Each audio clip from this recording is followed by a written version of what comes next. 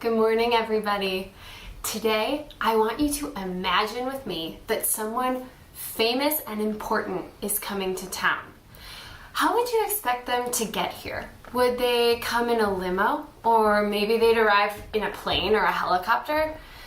And let's see, if someone famous and important was coming to town, how would you expect them to be dressed? Maybe they'd be wearing lots of fancy jewelry, or they'd have on a suit or some other important uniform.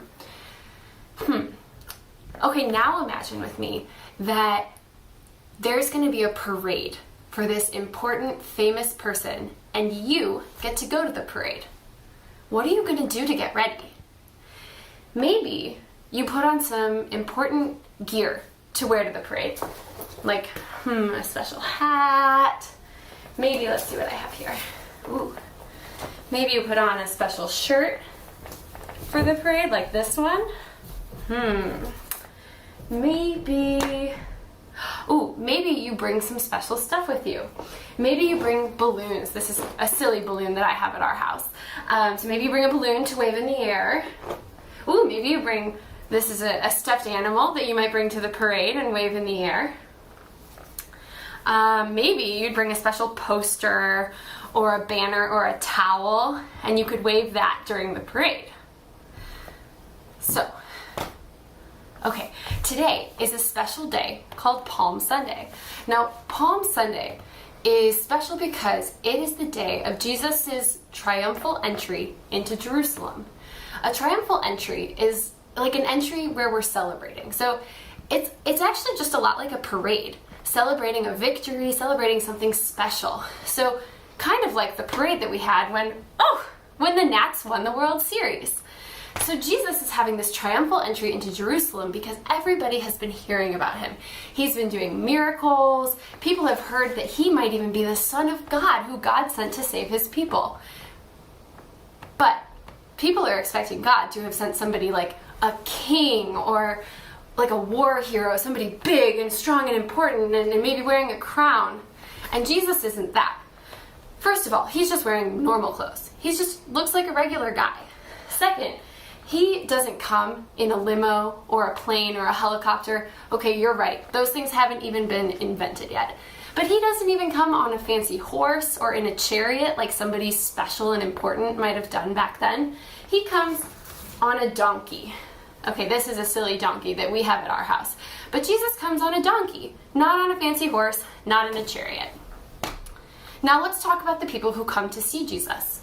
First of all, they're just regular people. They don't have a lot of stuff. So they don't have a special hat. They don't have this special shirt I'm wearing.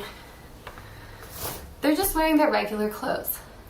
And so what they do is they take off their jackets, just their regular jackets that they wear any old day. And they don't have a red carpet that they can roll out for Jesus.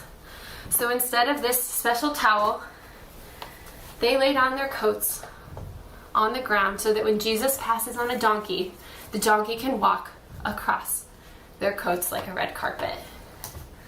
They don't have special animals to wave. They don't have balloons to wave in the air. They just have the stuff that's around them. And what's around them is some trees. So they take some leaves from these trees, and these trees are called palm trees, and they take their leaves and they wave them in the air and they shout, "Hosanna, Hosanna." And Hosanna is kind of like hooray. So they're shouting, "Hooray for Jesus, hooray for Jesus." And they're waving their palms, and Jesus is coming on the donkey, and they are celebrating because Jesus has come.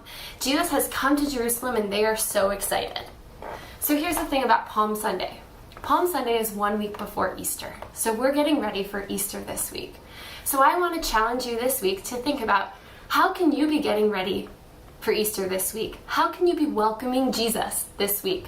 Maybe at home, you could use construction paper to cut out your own palm branches, and you could wave them, or you could tape them in your window to welcome Jesus. Or maybe you could go on a nature walk and welcome Jesus by looking at God's creation. Maybe you could sing a song. Maybe you could do something kind for someone at your house this week, because that's another way that we welcome Jesus.